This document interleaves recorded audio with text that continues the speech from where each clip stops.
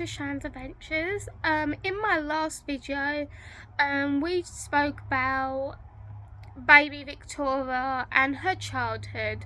So in today's video, like this one, we will be talking about like when she becomes queen, her first appearance, Victoria's coronation, Prince Albert and the proposal, and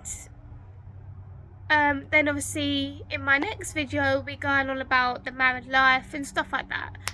So just do it in like quarters, otherwise the video ends up too long, and that's not like really good.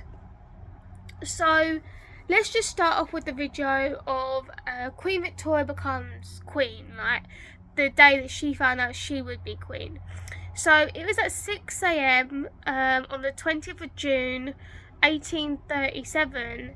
Victoria was woken up at Kensington Palace and was told that visitors had arrived with important news, which later she did document and describe in her diary, and I quote, "I got out of bed and went into my sitting room, only in my dressing gown and alone, and saw them Lord Conyngham, the Lord Chamberlain, then acquainted me that my poor uncle the King was no more, and had expired at 12 minutes past 2 this morning, and consequently that I am queen."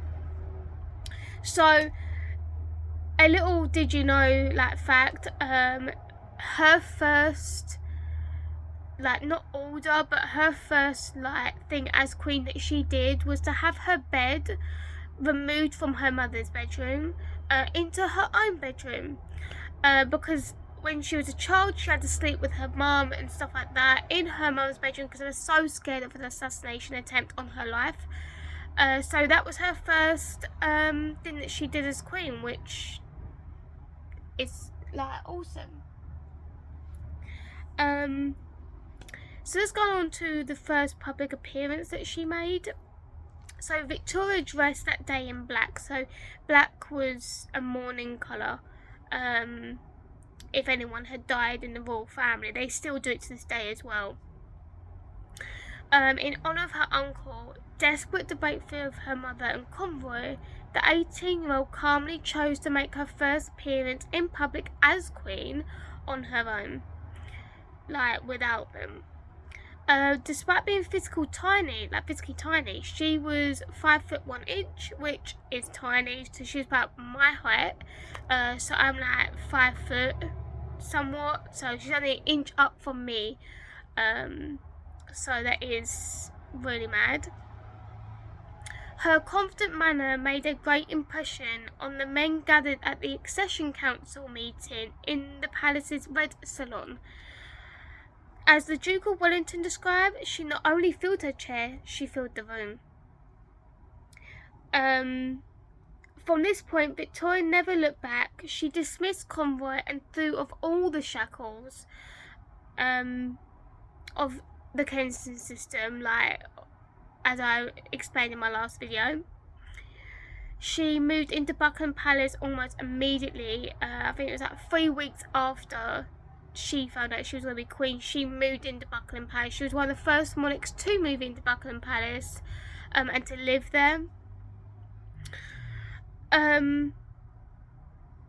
Accompanied by Baroness Lazen. As I say in my last video, all names will be in the description down below, so if you guys want to go and check them out, you can.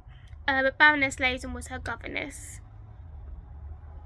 But without her mother, who was sent to live nearby in Belgrave Square, Victoria's new life had begun.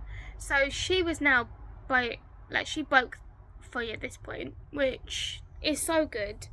After being trapped for so long. So Victoria's coronation, I am just going to start off with a did you know fact about this.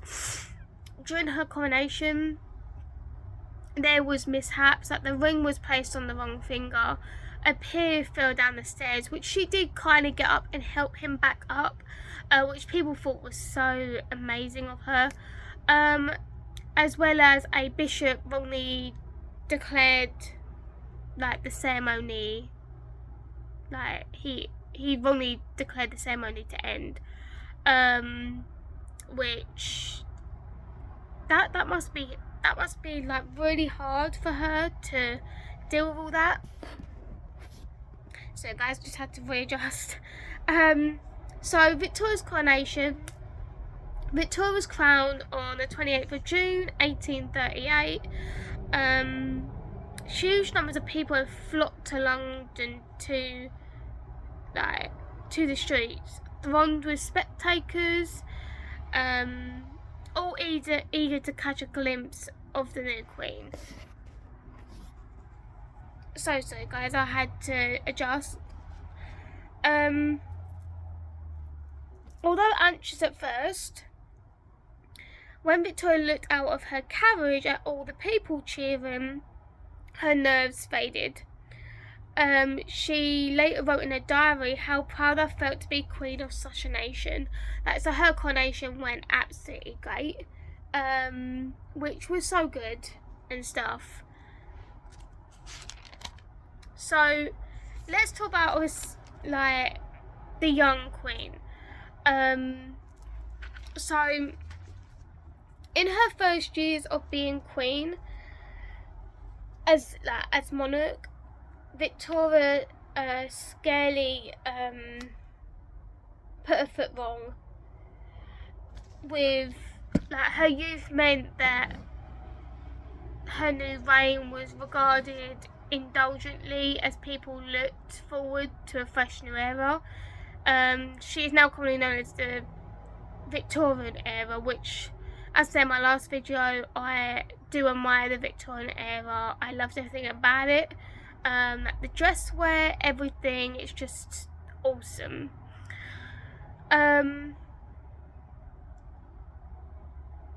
So, however, her girlish appearance meant that she would be constantly underestimated. In her own words, she was determined to do a good job. And I quote, she said, "I shall do my utmost best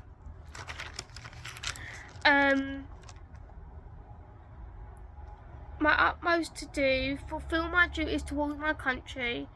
She wrote in her diaries, "I am very young and perhaps in many, although not all, inexperienced, but I am sure that very few have more real goodwill and more real desire to do what is fit and right than I have." So despite her good intentions, the young queen relied too heavily on some key ministers, like Lord Melbourne, and made some unfortunate mistakes in the second year of her reign. So I will do another video on Lord Melbourne, but his name is linked in the description below. If you guys want to go and check him out, he was a prime minister, one of her prime ministers. So yeah, I will do a video on him. So on to Prince Albert and the proposal. She first ever met Prince Albert in 1836. He was also her first cousin.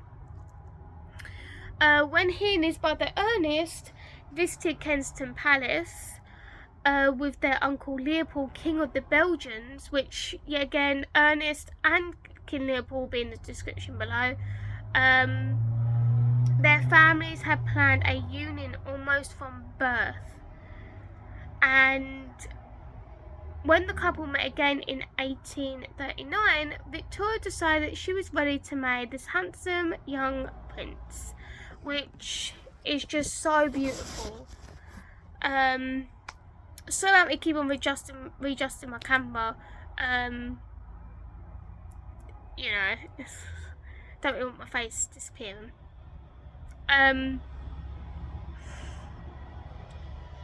So partly to get help with her royal duties, partly to win public approval, but also love.